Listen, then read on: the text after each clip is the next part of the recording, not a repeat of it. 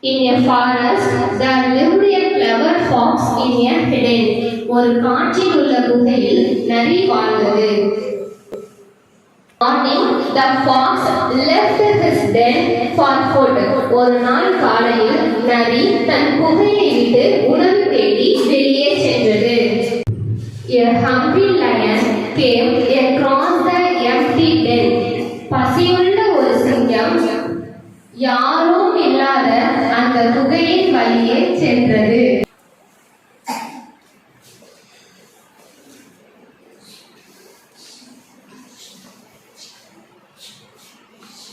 He decided to take a rest and went inside.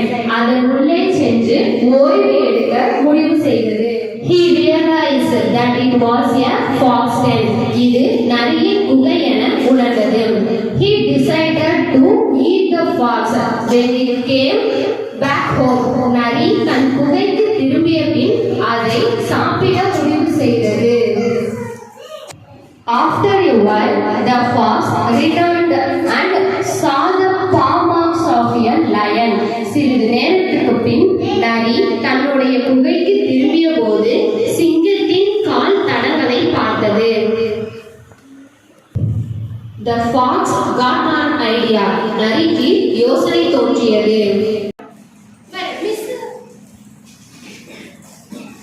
He said, "My dear fox, why aren't you welcoming me today?"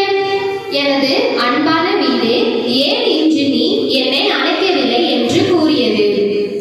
The lion thought that the cave did speak today as he was inside.